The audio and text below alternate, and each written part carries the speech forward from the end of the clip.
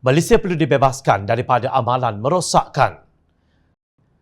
Pengerusi Pakatan Harapan Datuk Seri Anwar Ibrahim menyelar sesetengah pemimpin yang ingin menjadi menteri kerana mahu hidup dalam kemewahan.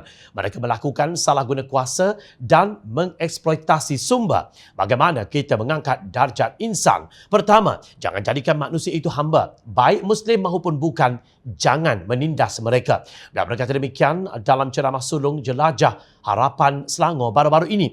Kata Anwar, pemimpin kaya raya tetapi rakyat ibarat hamba. Kerja teruk, kilang untung beratus juta, ribu juta, gaji pekerja RM1,000. Itu seperti perhambaan juga. Nama negara merdeka, manusia di dalamnya itu diperhambakan. Wang dalam negara, hasil minyak, hasil balak dimencak darah oleh pimpinan. Apa bezanya dengan sistem perhambaan? Ini perhambaan namanya. Rakyat di bawah itu tidak dipedulikan. Anak muda tak ada kerja, tidak jadi isu. Mutu pendidikan ganap, tak jadi isu. Menurut Anwar, Pakatan Harapan mengutamakan keadilan, kemanusiaan dan usaha mengangkat martabat manusia. Kalau betul orang Melayu, saya okey. Melayu mana yang kamu tolong? Tanya Melayu di belakang ini, yang mana dapat ditolong? Yang ditolong itu Tan Sri, Datuk. Tapi bila kempen pilihan raya nak selamatkan orang Melayu, macam-macam kontrak menteka darah tak habis-habis tempelaknya.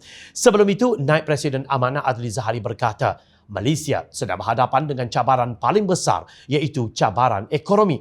Dalam pada itu, beliau mengingatkan bahawa kehidupan kita apa sahaja yang berlaku kepada diri kita ditentukan oleh orang politik. Bagaimanapun katanya, kalau mereka iaitu pemimpin politik tidak mempunyai jiwa yang dekat dengan rakyat, mereka tidak akan dapat membuat dasar yang memberi manfaat kepada rakyat. Beliau yakin jika pemimpin yang amanah, negeri yang kontang boleh dibangunkan. Pemimpin katanya perlu merasa apa yang dirasai rakyat.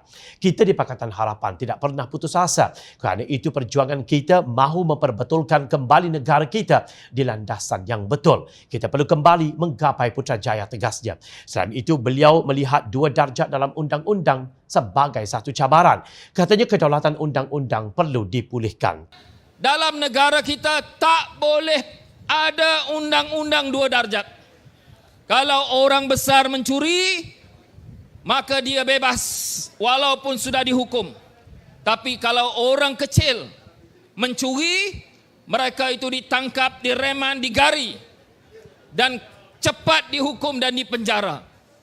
Beliau berhujah bahawa Malaysia akan terkebelakang jika perkara ini berterusan. Justru beliau menyeru agar Pakatan Harapan meneruskan perjuangan itu dan melakukan perubahan itu. Jika tidak, negara akan terkebelakang. Kita akan kembali menjadi dunia ketiga, ujarnya. Beliau juga menyelar sikap pemimpin yang tidak merasa malu apabila melakukan khianat. Apa jadi kepada negara? Soalnya, walaupun kedua-dua pemimpin berhujah menggunakan contoh yang berbeza, namun kedua-dua berpendapat rakyat Malaysia perlu berubah jika tidak mahu peraturan atau undang-undang 2 darjat yang menjadikan yang kaya semakin kaya, yang miskin papa ke dana. Rakyat yang terfikir nampak bahawa yang kaya dan korup jika dibiarkan akan menjadi negara ini semakin dipandang hina oleh masyarakat antarabangsa. Justru negara perlu dibebaskan daripada amalan yang merosakkan, iaitu kembar dua, perhambaan dan undang-undang 2 darjat. Ini kerana undang-undang 2 darjat itu melindungi mereka yang menindas dan melakukan perhambaan terhadap rakyat di negara ini.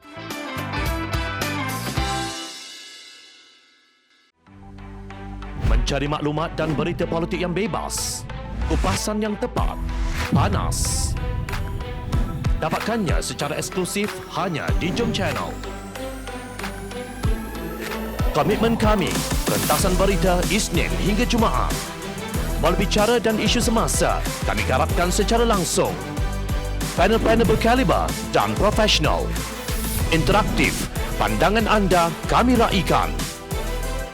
Jangan lupa bersama kami di setiap hujung minggu dalam edisi khas mingguan. Jom Channel, moving forward, sharing a new experience.